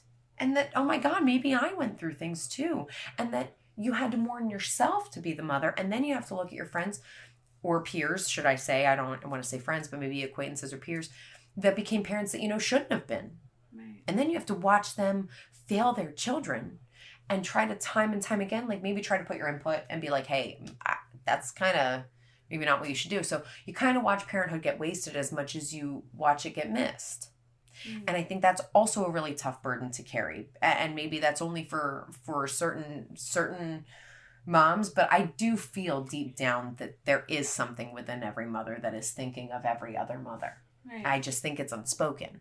I just think that we know something when you look at that other mom in the store when her kid's freaking out, or staring at her baby in the hospital for the first few hours, or when you're watching somebody grieve the loss of their child. There's just something unspoken in that.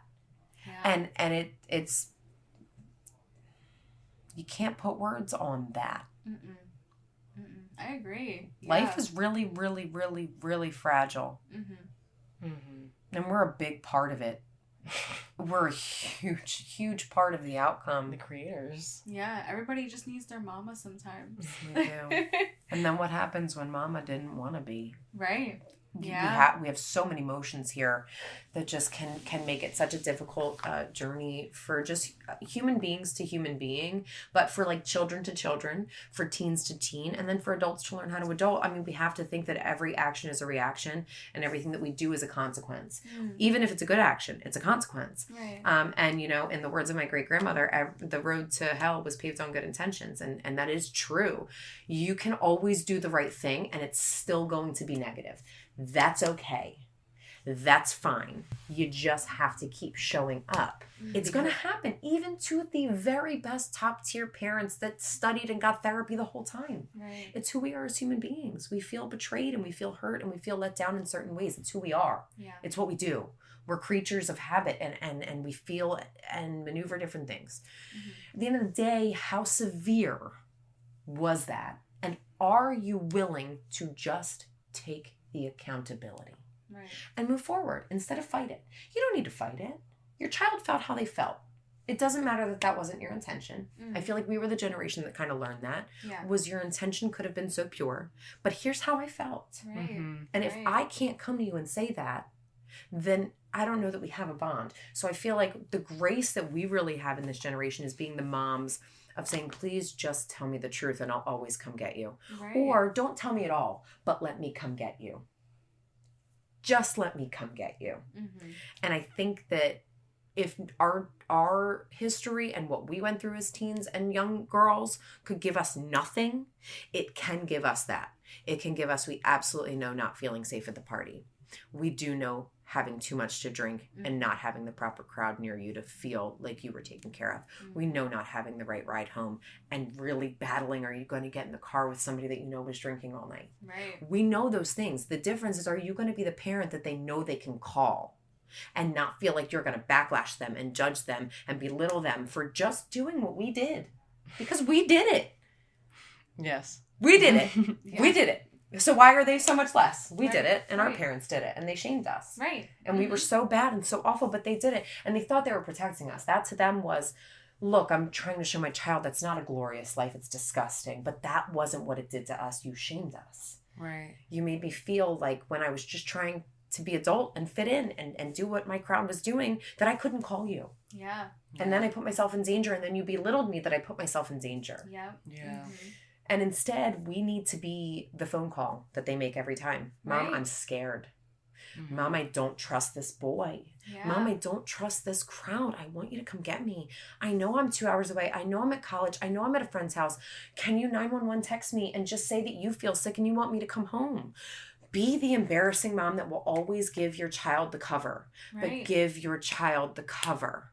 That cover will save them from being belittled at a slumber party, being molested by a child that has maybe done that to them. It's going to save your child from so much future issue that it's silly that we would ever put up anything else other than please call me. Exactly. Please just let me get, and I won't ask any fucking questions. You can tell me what you want to tell me, but you gotta call me. And I will come get you. And I don't care if you're in New Jersey and you told me you were going to be in Georgia. I don't care if you are in New Jersey and you are really next door. I don't care where you are. Yeah. Just let me come get you. And to me, I hate to say it. And this is where, I get like the bad mom syndrome. But like the no question policy stands. You were smart enough to call me. Right. Which means you'll also eventually be smart enough to tell me. Yeah. It's like that no judgment that they're able to understand. You'll tell me. Yeah. Eventually. When you see that I'm safe. Right. Like we are supposed to be a safe place, not somebody they're supposed to run and hide from. Right. And we're also just all human. They're just experiencing it later than we did. You know what I mean? Like, we did too. Everything. We're like, you're meant to experience the wrong shit. Like, you're meant to go through certain things. You are. Like, that's just how you become the person that you're meant to be, you know? But, again, the knowing that you have someone to call when something's wrong, when you have questions, when you're uncertain, when you're scared, you know what I mean? It's huge. It's so important. It changes your life. It changes who you become. Yes. Knowing that there's somebody that, even when it's stupid, all right, this is an obvious question, but my toaster's on fire. What should I do? That call should be to your mom. Right. And that maybe that's my ridiculous stigma, or maybe it's just because I didn't really have that. And I'm gratefully I'm getting that now. But like I didn't really have that moment where like I wanted her to be my first phone call. Right. Yeah. But I want to be my children's first phone call. Yeah. Somebody hurt your feelings? Let's talk for 3 hours about it. Like, baby, cry to me. I'm like, here for you. Like, do you want cheesecake? Like we'll go get ice cream. What are you in the mood for? Right. Yeah. Like, what did this boy do? Tell me. Right. Like, you know what I mean? Or did you really just put yourself out for that girl and give her that flower and your boys just dogged you? Because let me just take you out with your uncles right now. Because they're going to tell you exactly what real men get and how they get it. Because they do not get it from being a scrub, and they do get it from the flowers that you just tried to give that little girl. That's the other thing, right? We embrace a lot of like the female heartbreak because we all experienced it, especially as moms. We're the sensitive ones. We're the ones that recall our childhood. A lot of fathers don't. It's not to say that not all do, but many don't, and they don't make a lot of the correlations until they're old. Like old. Like, I mean like 40s, 50s, 60s. Right. That's when they're making those correlations about fatherhood. Now, I think both of you are pretty lucky, and myself included, that I think that all of our, children's fathers are pretty not only involved, but very emotionally involved, which I think is the root. I think that's like the key there is not just involved like, okay, great, you're buying Pampers and you're doing dinner and whatever, who cares? But they love their children. They will live for their children.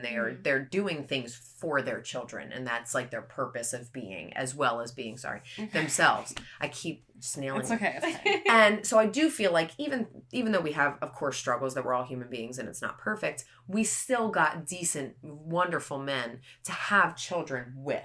Now, with that being said, many of those men don't get to correlate those feelings until later, which is really a shame for them, because they'll end up in a lot of bereavement over that, in my opinion.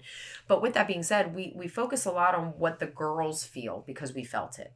But what the boys feel too is so stigmatizing and is so closeting. Is that the word I want to use? Yeah.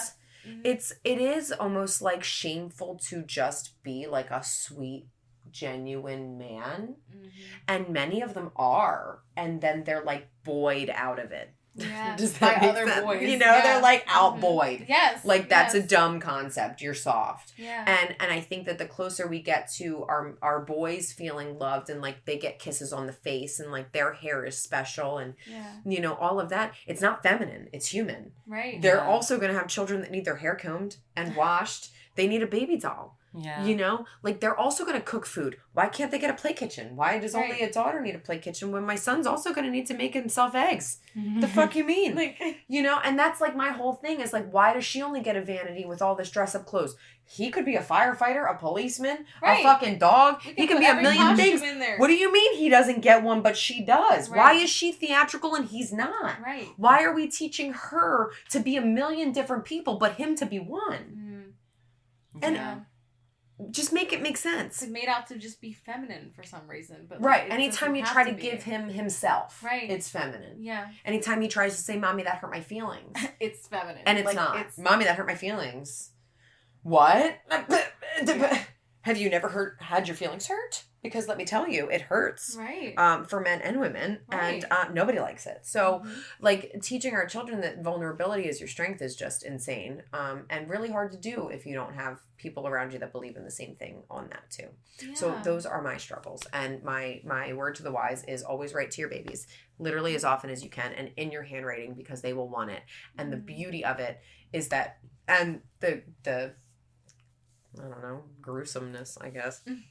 The grimness, that's the word, of it is also they might get your handwriting tattooed.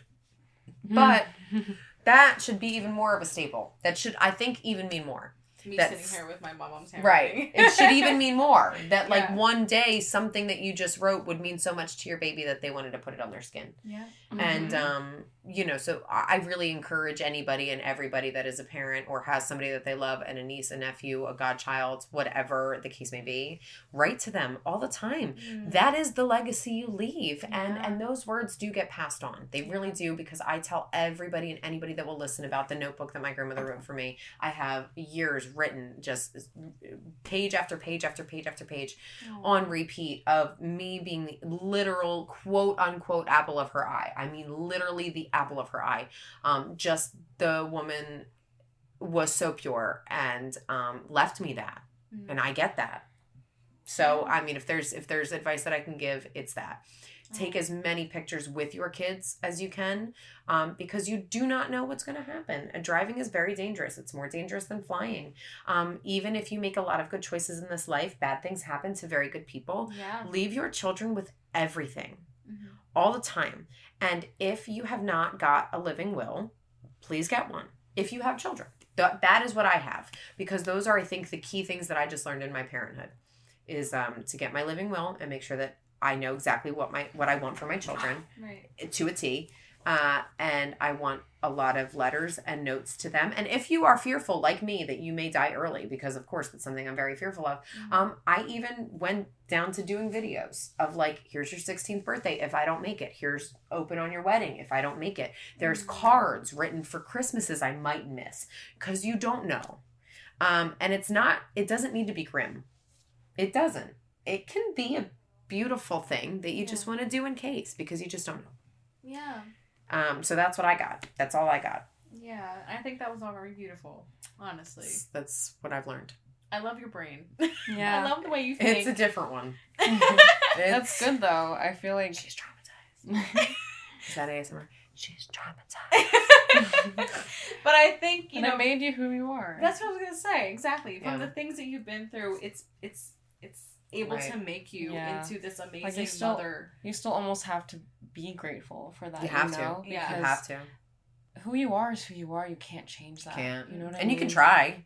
It's just going to be a mask. It's just not going to be genuine. It's not going to be true to you. Like, everyone's meant to go through their own journeys, good and bad. Yeah. And it's unfortunate when you're in it, but in the grand scheme of things, like, this is your destiny. Like, this is who you're meant to be. You're meant to be a mother. You're meant to struggle. You're meant to go through depression. Like, it's what it is. It's fucked up. It's fucked up because we're in it, but after, it's after. It's when you look back. Right. And you see, like, what you overcame. Right. The strength you have, the resilience, the ability to just do. But then the problem is then you see a lot of people for who they were when you were in the trenches and when you were down bad. Right.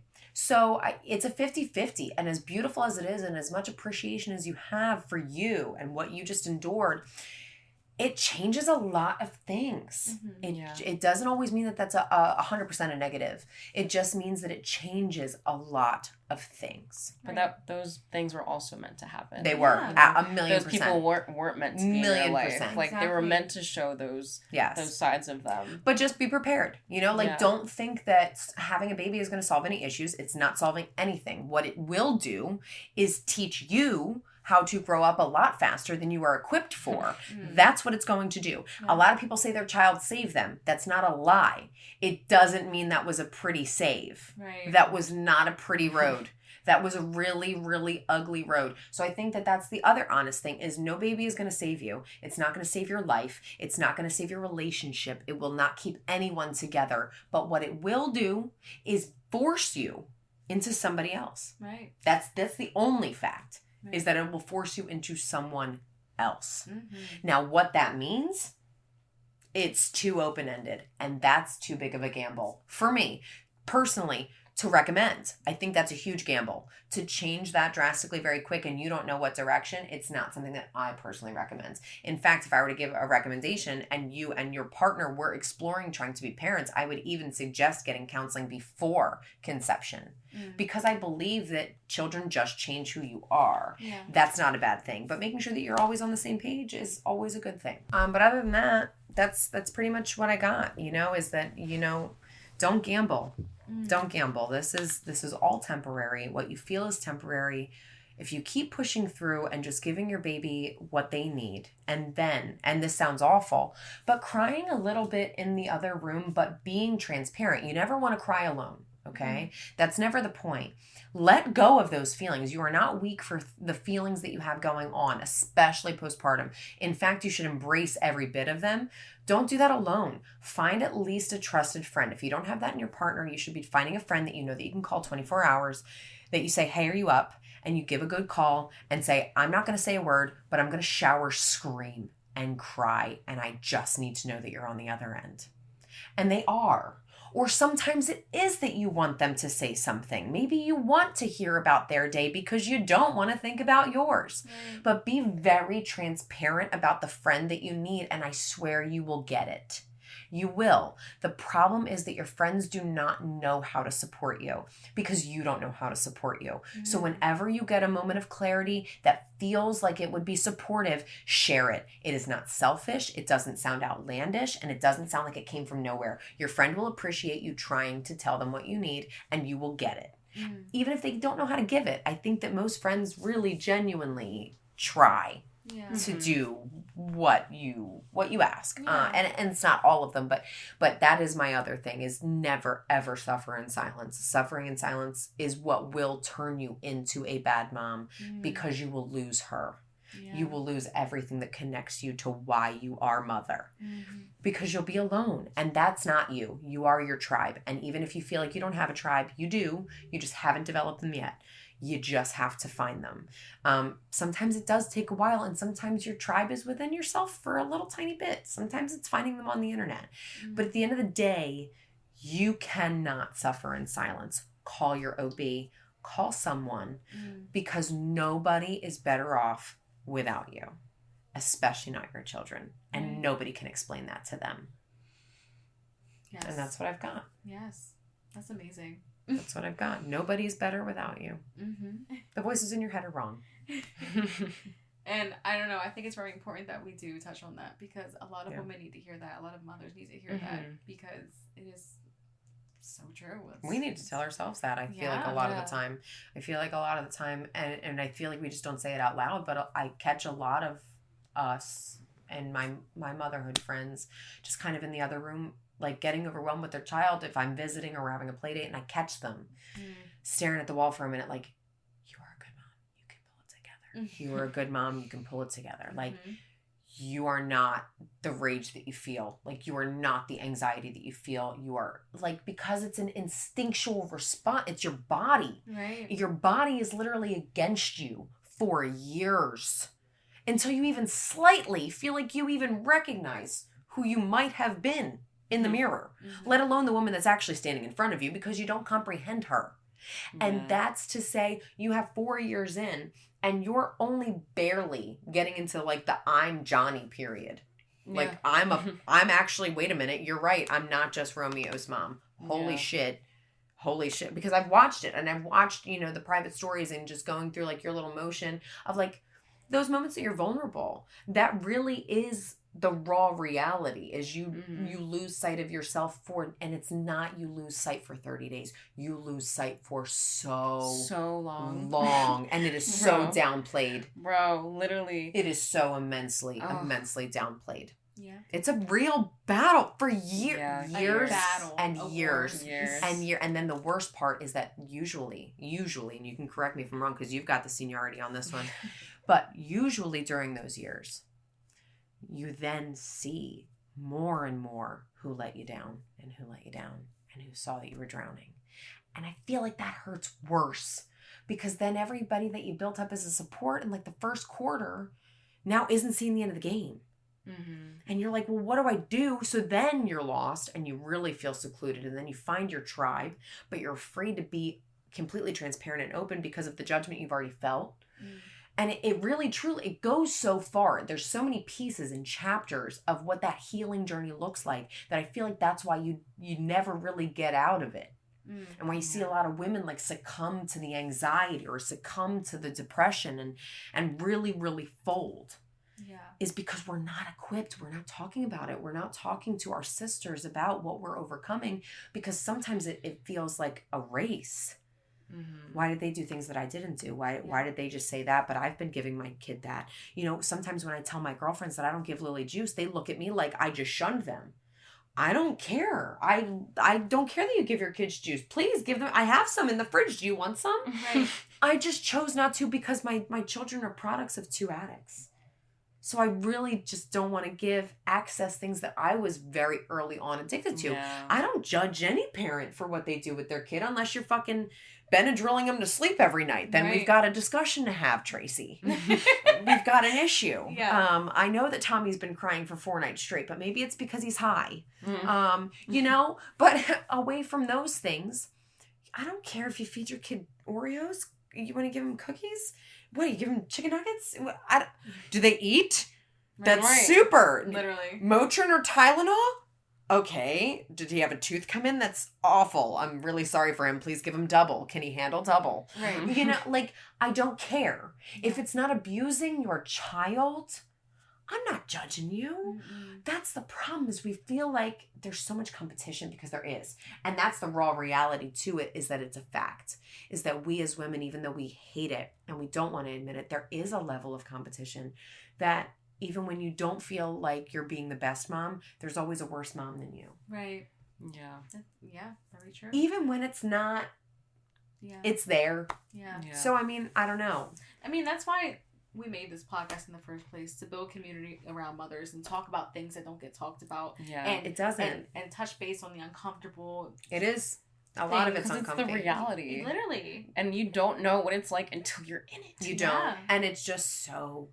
And there's so many different ways it could go. Outlandish. And then your mind just thinks things it never thought before. And then your future isn't what you thought it would be One originally. Day, you're shotgunning a 4 Loko in the back of somebody's Honda Civic. The next thing you know, you're holding your finger up to a 3-year-old's nose to make sure that he's alive. Yep. Like, we're not past the SIDS point. No, I'm telling you, it never ends, because your child, and this is the raw fact, I might even tattoo it on my fucking forehead.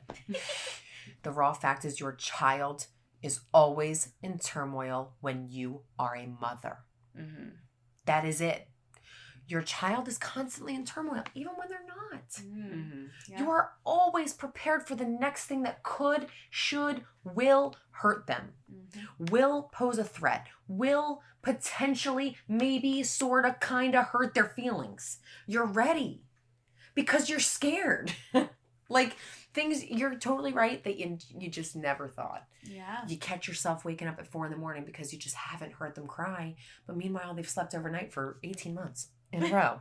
What do you mean? Why would they cry? They've slept overnight. I still stare at Callie's chest when she's sleeping. No, literally. Because I'm like, scared. I go over there, shake him a little bit. No, literally. He's like, moves his arm, like, right, gotta poke his rib. And I turn her over and go back to sleep. Right. Yeah. There's just... I have to. It's so scary. It doesn't end. Inside of me, and I can't stop. So scary being a mother. It is. And it doesn't turn off. That's something in our brain that just doesn't shut off. Right. We can't help it. Right. It's in our instinct. Yeah. So that's what I've got. That's hopefully part 1 out of 48 of Molly's TED Talks. You will be seeing Molly make a grand 48. return.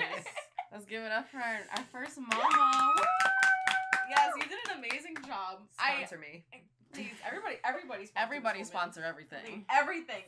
Literally. Please. Apple. I got Blue Mike over here. We got Stacy's chips. This is Old Navy. Listen, I can get the fashionable plug. There's a I thought it was a Yankee candle. That's actually from Michael's. Michael's. Hey. No, but truly, if you were a parent, in general, just a parent, you're doing a great job, and grant yourself some grace. And if you've done nothing else for yourself this week, give yourself a really good shower and a really wholesome meal. Everybody loves an everything shower. You need. Right. Please, treat yourself. You need. It'll make you feel brand new. I know it Sit in there if you want. Literally. Sometimes I sit in the shower. Do y'all sit in the shower? Yeah, I do. I have a seat in my shower, girl. Oh, that's fucking fire. I just put Romeo's little stool in there. I'm like, I can just see you just in the shower. And I'm just sitting there all pretty, like on this little one butt cheek's on there. A piece of a butt cheek. I'm like, one butt cheek. Not the quarter of a butt cheek, right? Just naked. Completely butt ass naked. I'm covered like, in shaving cream. Right? Your whole body's in shaving cream. Staring at Instagram reels. No, literally my phone. I be on the phone in the shower. Me too. I'm playing music and shit. My hands are wet. I gotta go wipe it off. Laughing at me. I'm not gonna lie. I think we have to reenact that just for a meme or something. No, like one of us have to all right. completely I covered think the in shaving moms cream. are done. We sound fucking ridiculous. I think it's gotten to that. This is how it always ends. Shaving cream? What are we doing? What are we even talking about? But No, we've had our wine. It's not over until we do the twerk scene. Oh my god! We gotta do our outros first. Let's do our outros. Alright, guys. Well, thank you so much for watching. Fuck, I always can't speak. Watching. I feel like I haven't said a word this whole time. The moment that I do, I just don't make sense. Cut that. Thank you guys for watching and listening. That's what I was trying to say, was both of those at the same time. Watching and came out. Got it. That makes sense. Yeah, this was really fun. I love this so much. I know. It was so much fun. We'll definitely be doing this more and more throughout this year. You guys will see more and more guests talk about different things that they've gone through as mothers, parenthood, relationships, whatever they're going through. And we will be talking about it. Yes. And if you want to potentially be a guest, feel free to hit us up. And you may possibly be sitting right here next to us. You can follow us on Instagram at milf podcast. Find us on all podcast platforms, on YouTube, on TikTok as well. My Instagram is Anastacia. Mine's Janni Netties. Mine is Dopest Molly, 2 underscores between Dopest and Molly. Yes. Yes, ma'am. Okay. Well, thank you guys so much. I hope you pour some. No. Pull it up. Hey. Is this where we're supposed to twerk? Yeah, we're supposed to twerk. Oh, is it? Pull it up. $1,000 bills. I still got my money. I'm like, do I just put my ass in the I don't know. We have chips. We have chips. Thank you guys. We'll see you. We'll talk to you later. Bye. All right, now you do. Hey. Now you do. Hey.